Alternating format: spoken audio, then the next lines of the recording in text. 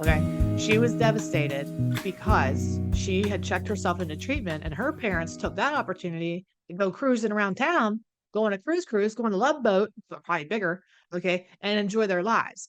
Now, I scanned around the women's group for reactions and I was like, I wonder how everybody's going to react to this. And some of the women you could see were like, oh, those jerks.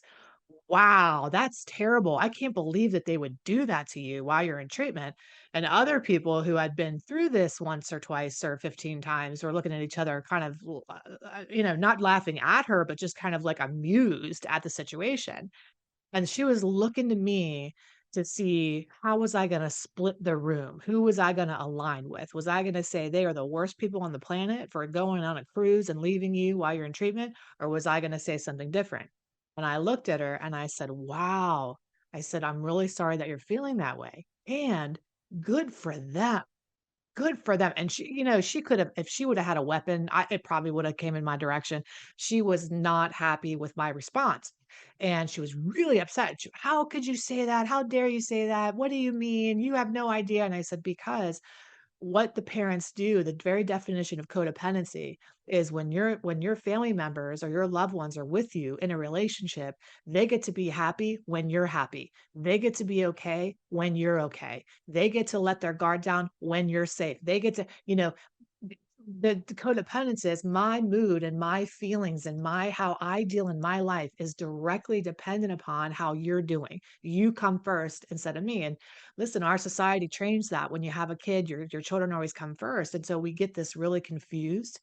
And what I said to her was the very best thing that your parents can do while you're safe in treatment, they can't do anything to help you anyway. We're here. We're the professionals. We're the ones that are helping you. Your parents don't have any way to help you.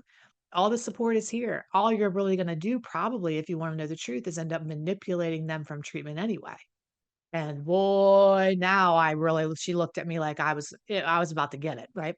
But luckily enough, I had these participants, I had these students, I had these clients for 30, 60, or 90 days. And by the end of it, they were thanking me for sharing this perspective with them. The healthier they became, the more they understood what I was trying to say to them. So point is, you are not just allowed to take care of yourself whenever your loved ones are in treatment or struggling. I know lots of people say the only time I can breathe is when they're in treatment.